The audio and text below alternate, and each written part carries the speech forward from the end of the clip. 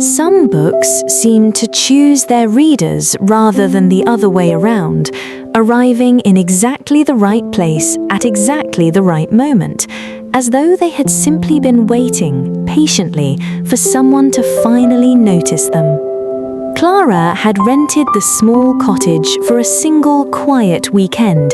drawn by nothing more complicated than a photograph online showing a deep window seat overlooking a garden and the promise, in the listing's own gentle wording, of a place where nothing much happened except the weather. She had needed exactly that kind of nothing lately, a stretch of days with no particular shape to them after a season at work that had left her feeling perpetually a half step behind her own life, always catching up rather than simply living inside whatever hour she happened to be in. She had arrived that afternoon under a sky already threatening rain, let herself in with the key left beneath a flower pot exactly where the booking instructions had promised, and spent her first hour simply wandering through the small rooms, getting the feel of a house that was, for these 2 nights at least, entirely her own. The cottage smelled faintly of wood smoke and dried lavender, the particular scent of a house that had been well used and well loved rather than merely maintained, and every surface she touched seemed to carry some small, quiet evidence of the family who owned it, a chip in the paint at exactly the height a child's might have caused it, a worn patch on the kitchen floorboards precisely where someone had stood year after year doing the washing up. The cottage belonged, she gathered from a framed certificate near the door, to a family who had owned it for 3 generations, renting it out now only occasionally, more it seemed for the pleasure of sharing the place than any real need for the income. Everything about it suggested long, careful use, rather than the impersonal tidiness of a place turned over quickly between strangers. Mismatched china in the cupboards, a shelf of board games with corners softened by years of small hands, a collection of Wellington boots by the door in sizes ranging from small child to full-grown adult, none of them matching, all of them clearly beloved. She explored the kitchen first, opening cupboards with the particular gentle curiosity of a guest who wants to understand a place before settling into it properly, finding a pantry stocked generously with the sort of provisions that suggested genuine hospitality rather than mere obligation. Jars of preserves with handwritten labels, a tin of shortbread, a bag of coffee from a local roaster tucked beside a box of loose-leaf tea, a small chalkboard by the stove listed in that same careful looping handwriting she would come to know so well by the evening's end, a few simple notes for guests, where to find extra blankets, which floorboard in the hallway creaked loudest, and a gentle reminder that the garden gate stuck slightly in wet weather and needed a firm shoulder rather than a gentle push, along with, tucked almost as an afterthought at the very bottom of the board, a small note reading simply, "Feel free to sit a while in the window seat. It's the best spot in the house on a rainy day, and always has been." It was in the front room, beneath the tall window that gave the cottage its name in every photograph Clara had seen online, that she found the book. The window seat itself was exactly as advertised, deep and cushioned, built into the thick stone wall in a way that suggested the house had been designed around it, rather than the other way around, wide enough to curl up on entirely, with faded cushions patterned in a soft floral print that had clearly been chosen at some point decades ago to match the very garden visible just beyond the glass. There, tucked into the corner where the cushion met the cold glass, lay a single, well-worn hardcover, its dust jacket long since lost, its cloth cover a faded, dusty blue.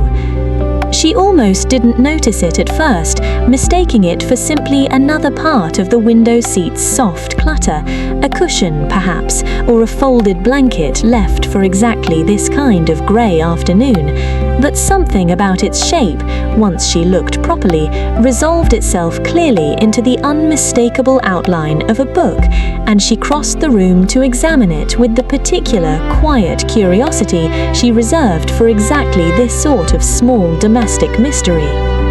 The cover bore no title that she could make out immediately, the once gold lettering worn down over years of handling to little more than a faint, ghostly impression pressed into the cloth. She opened it carefully, and the spine cracked softly along a well-established fold, clearly a book that had been opened to this particular page many times before, whether by one reader or several she couldn't yet say. The title page, when she found it, read The Garden Almanac, a slim, old-fashioned volume of seasonal notes and quiet observations about a garden that, judging by the illustrations scattered generously throughout its pages, bore a distinct resemblance to the very garden now visible through the window seat's tall glass, its beds currently dormant and rain-darkened beneath the thickening afternoon sky. A publication date near the front placed the book's original printing well over 60 years earlier, though the paper itself, though yellowed gently at the edges, remained supple and well cared for, clearly a volume that had been handled with real affection rather than left forgotten on some dusty shelf. Clara settled herself into the window seat properly then, tucking her legs up beneath her, the book resting open across her knees, and outside, right on cue, the first drops of rain began to fall, soft and hesitant at first against the old glass, exactly the kind of gentle, unhurried rain that seemed to belong naturally to an afternoon spent indoors with an old book and nothing pressing left to do. The almanac, she discovered as she turned slowly through its early pages, followed the garden through a full calendar year, each month given its own short chapter, part practical notes on planting and pruning, part something closer to quiet reflection on the particular character of that season, written in a voice so warm and unhurried that Clara found herself reading each entry twice, once for its practical content and once simply for the pleasure of the author's easy, patient company. But it was the handwriting in the margins that captured her attention most completely. Someone, at some point long after the book's original printing, had taken up a pencil and begun adding their own small, careful notes alongside the printed text, dates noted beside particular entries, brief observations about how a specific plant had actually fared that year compared to the book's general guidance, occasional small sketches of a leaf or flower shape tucked into whatever white space the page happened to offer. The handwriting itself was small and slightly slanted, clearly the work of someone who had written a great deal over their lifetime, confident and unhurried in a way that only comes from long practice. Clara found herself tracing one particular note with her finger, written beside an entry about autumn bulbs, reading simply, "Planted the new daffodils along the east wall this year, 3 weeks later than the book suggests, though I suspect our particular soil runs colder than most. Time will tell." She smiled at that small, practical honesty, imagining the person who had written it standing exactly where she now sat, or perhaps out in the very garden visible through the window, kneeling carefully in the cold autumn soil with this same book propped open nearby for reference. Curious now, she turned back to the beginning of the book, to the chapter marked simply March, wanting to follow the gardener's notes properly from the start of their own gardening year, rather than dipping in at random.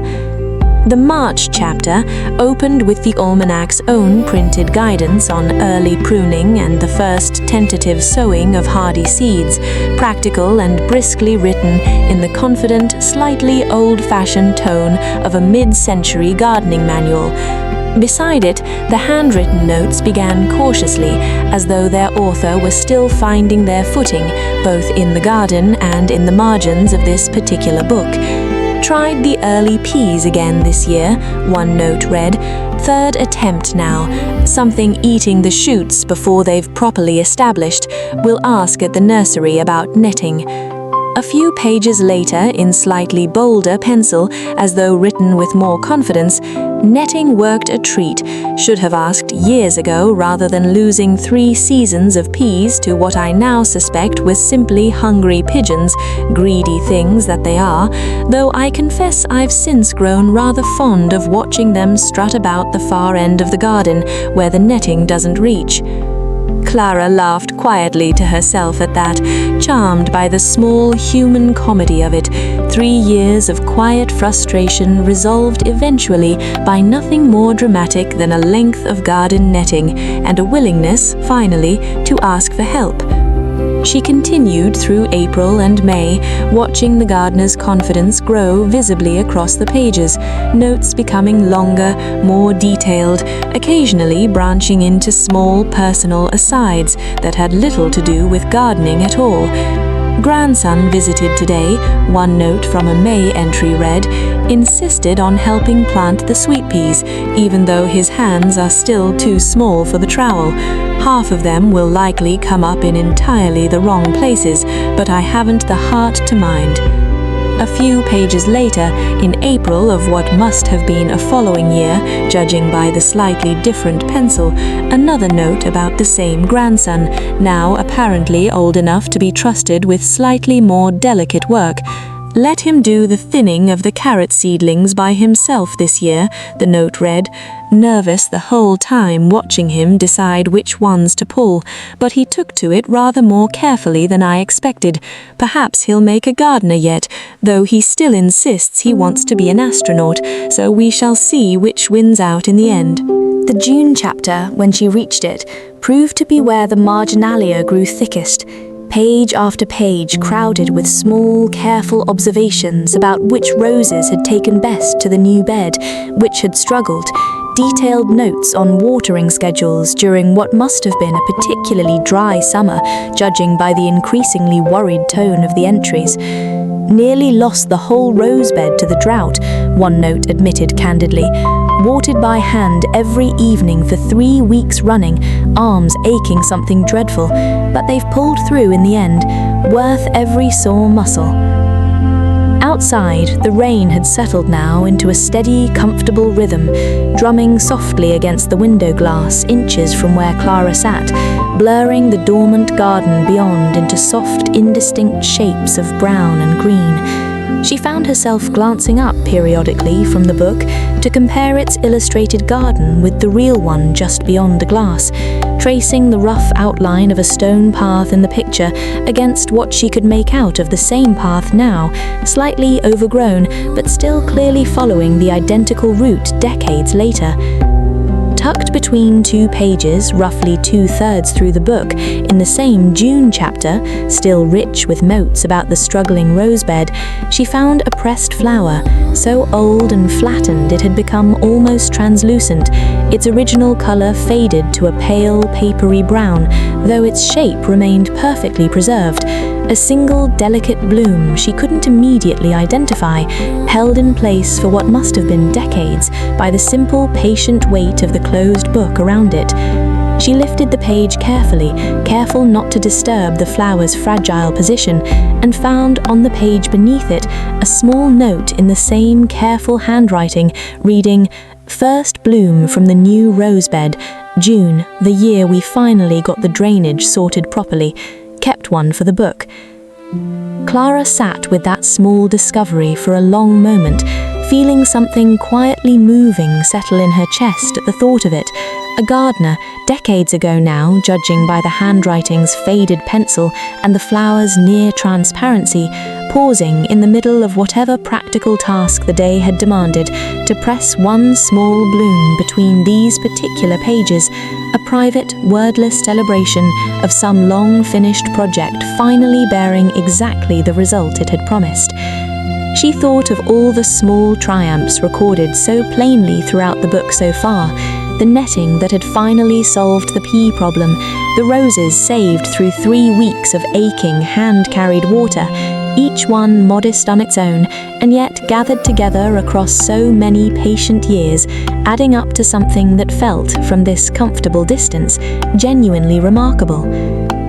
She continued reading, moving now more slowly through the remaining chapters, pausing over each new marginal note as though it were a small message left deliberately for whoever might eventually find this book, waiting patiently on this particular window seat. Some notes were purely practical, reminders about which varieties had thrived and which had struggled against the local soil and weather. Others drifted into something closer to memory, brief mentions of a grandchild helping plant seeds one particular spring, or a specially difficult winter that had claimed an old apple tree the author had clearly mourned rather more than the almanac's businesslike tone quite allowed itself to say outright. The September chapter carried its own particular weight of memory, notes about the harvest growing gradually more elaborate as the pages went on, careful records of which tomato varieties had finally ripened before the first frost, and which had needed picking green and finished on a sunny windowsill instead. Made the last of the year's chutney today, one note read, using the very last of the tomatoes, the ones that never quite got round to turning properly red. Turned out better than last year's batch, if I'm honest, though I'll never tell my sister that, since she's convinced her own recipe is unbeatable. A neighbour came round for the annual taste test, another note added a few days later, and diplomatically refused to declare a winner between the two batches, wise woman that she is. A few pages further on, beside an entry about autumn leaf mould, a longer note filled almost the entire margin, the handwriting slightly more hurried than elsewhere in the book. Lost the old apple tree finally this winter, after years of us both pretending it had a few more seasons left in it. Planted a young one in its place today, though I know full well I won't live to see it grown properly, not really, not the way the old one was. Strange, the things we plant anyway, knowing we won't see the end of them. I suppose that's most of gardening, when you think about it properly, faith more than certainty. My husband thought I was being maudlin about it, but I notice he helped me dig the hole all the same, and stood there just as quietly as I did once it was done. Clara read that particular entry twice, something in its quiet, unsentimental honesty settling deeply and unexpectedly into her chest. She glanced up toward the window, trying to guess which of the garden's visible trees might be the very one mentioned. A modest apple tree, standing near the low garden wall, its bare branches now rain-darkened against the thickening grey sky. Clearly no longer young, but not especially old either. Exactly the sort of tree that might have been planted with quiet faith rather than certainty some 30 or 40 years before.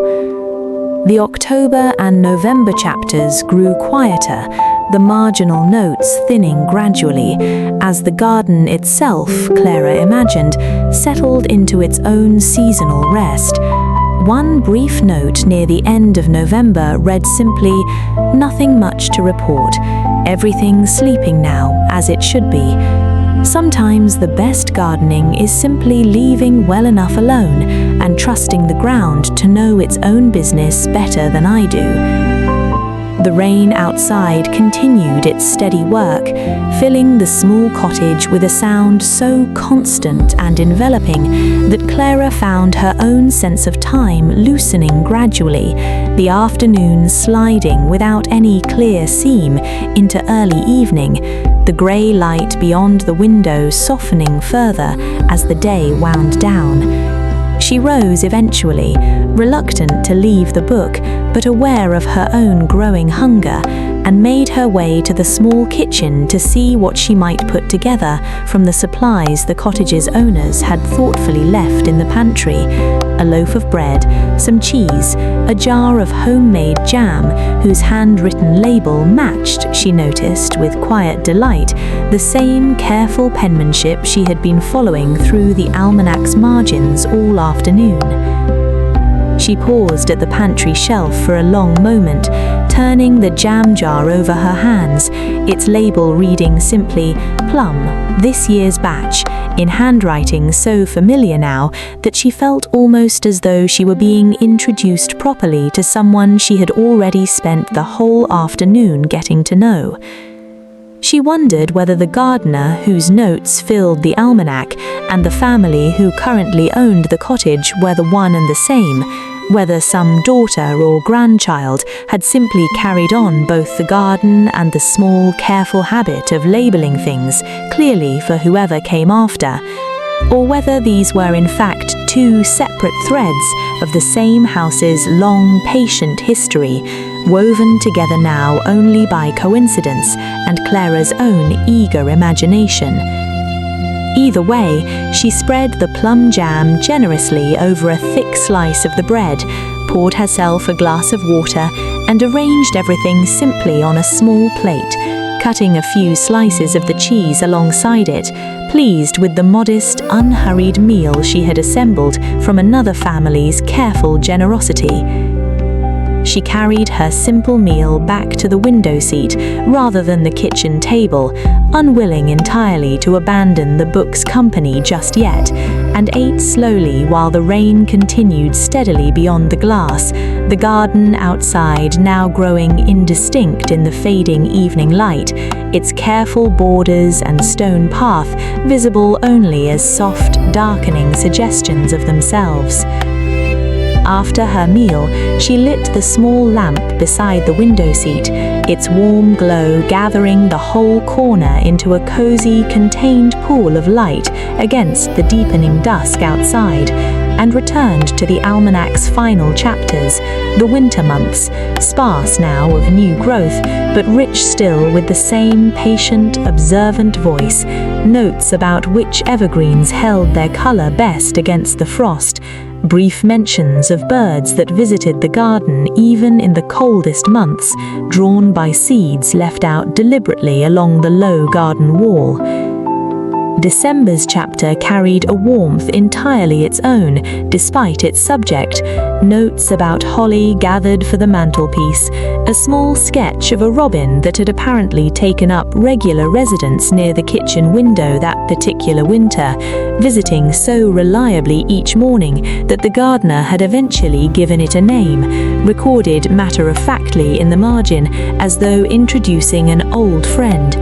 Clarence came again this morning, one note read, right on schedule, cheeky as ever, left him the last of the porridge oats, which he seemed to consider only his due.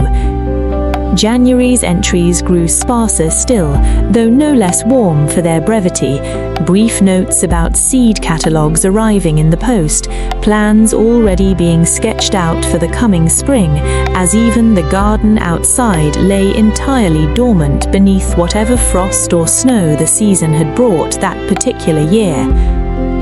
Ordered the sweet peas early this year, one note read, can't seem to help myself once the catalogues start arriving. Something about planning next year's garden in the depths of this one's cold that keeps a person going, I find. My husband says I'm hopeless, ordering seeds while there's still frost on the windows, but I notice he's the one who reads the catalogue cover to cover before passing it along to me. By February, the notes had turned almost entirely toward anticipation, small, hopeful observations about the first snowdrops pushing up along the shaded border, the earliest possible sign that the whole patient cycle was once again quietly beginning anew. First snowdrops today, read the final entry before the book's last page, right on schedule as always. However hard the winter, they never once let me down. Feels rather like being forgiven for something every single year, whether or not I've actually done anything wrong. Made a pot of tea to celebrate, which my husband found rather funny, though he drank his share of it all the same, and even admitted when pressed that he'd been watching for them too. The very last page held no printed text at all, only a final handwritten note, longer than the rest, clearly written some years after the earlier entries, judging by the slightly less steady hand that had produced it. "Well," the note began, "I suppose every garden eventually outlives its gardener, or very nearly does, and I find I've made my peace with that more easily than I expected. Whoever reads this next, I hope you find as much company in these pages as I have. The garden will still be there, waiting patiently for whoever comes next to learn its particular moods. Take your time with it. It certainly took its time with me." Clara read that final note twice, feeling its quiet, unhurried wisdom settle warmly alongside everything else the book had offered her that rainy afternoon, and found herself glancing up once more toward the darkened window,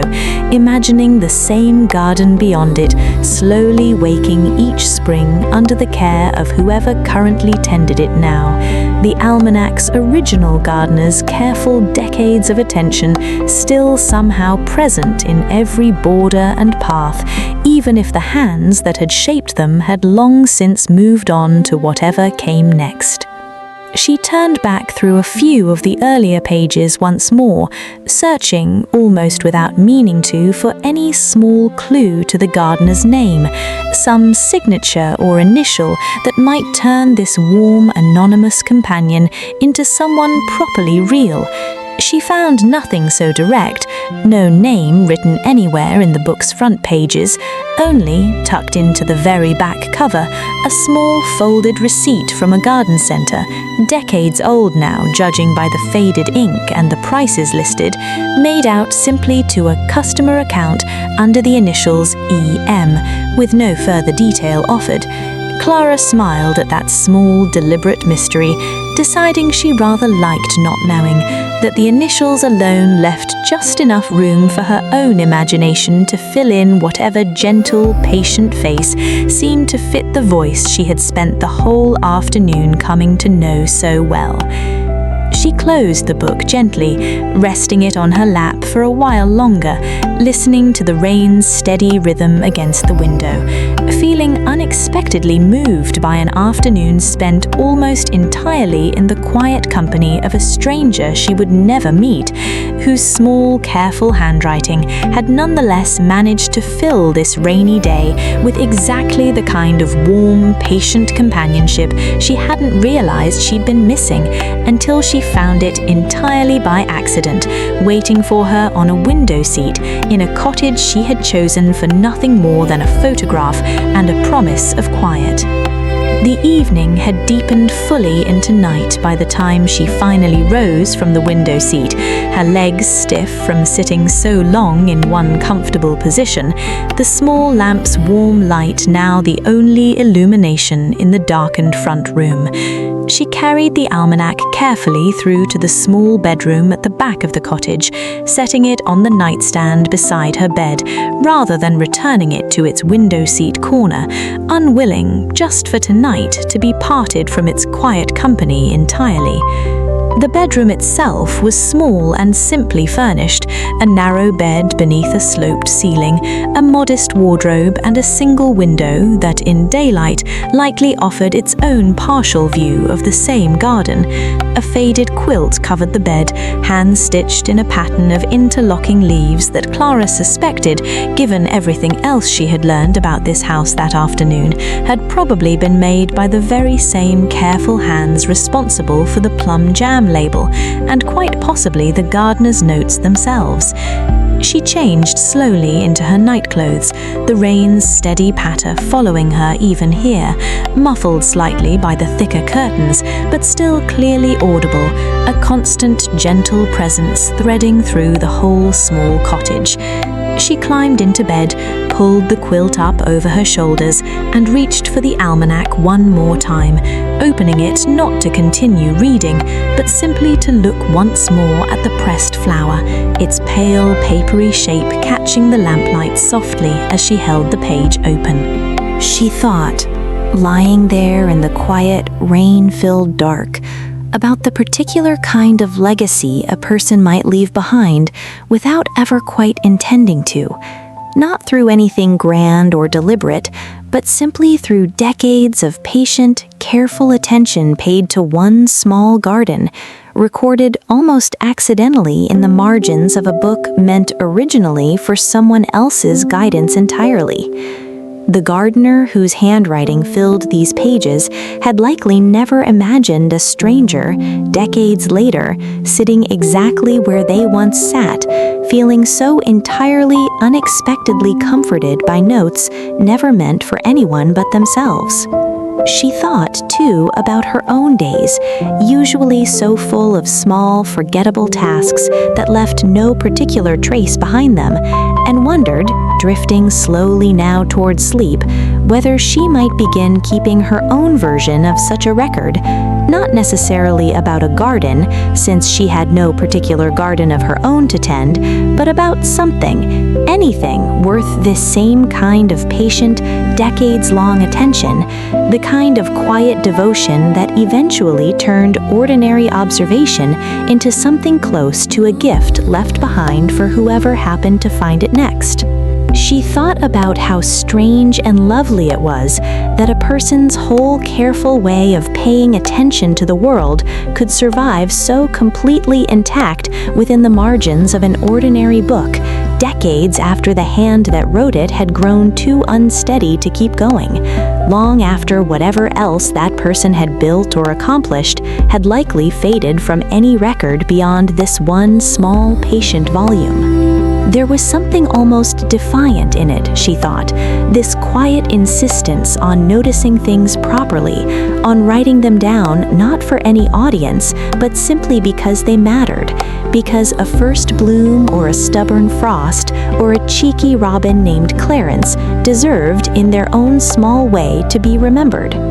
She wondered whether E.M. had ever imagined this exact scene, a stranger curled up in the same window seat decades later, reading through a whole gardening year in a single rainy afternoon, feeling every bit as comforted as any actual conversation might have offered. She suspected somehow that they had,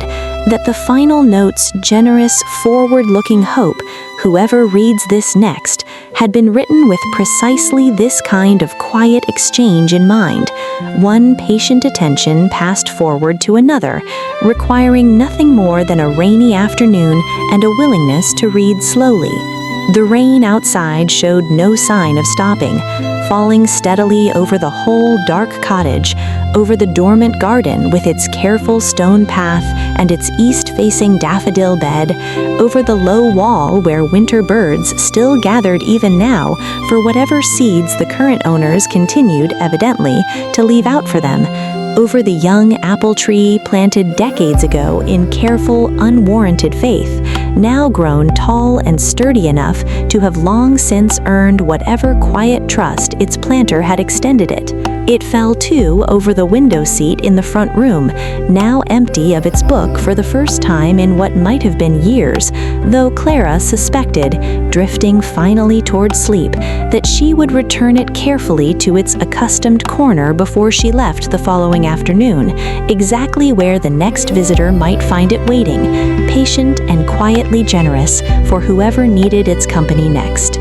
Her breathing slowed gradually, matching the rain's steady, unhurried rhythm, her whole body loose and warm beneath the thick quilt, the almanac resting closed now on the nightstand beside her, its pressed flowers safely returned to its accustomed page. She thought, in the last drifting moments before sleep finally claimed her, of the gardener's final note, its quiet, hard-won peace, its simple, generous hope that whoever came next might find in these pages exactly the same unhurried company she herself had found there.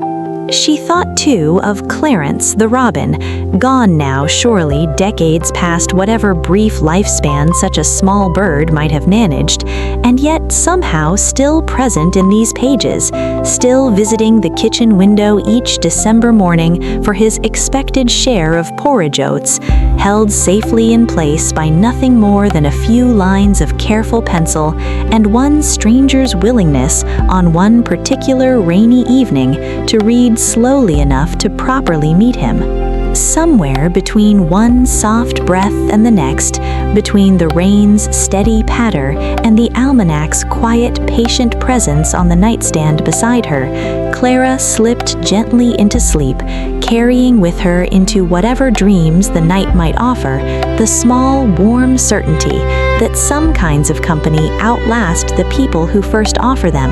waiting patiently on window seats and nightstands for exactly the right stranger to finally notice and to stay a while and to listen. The end.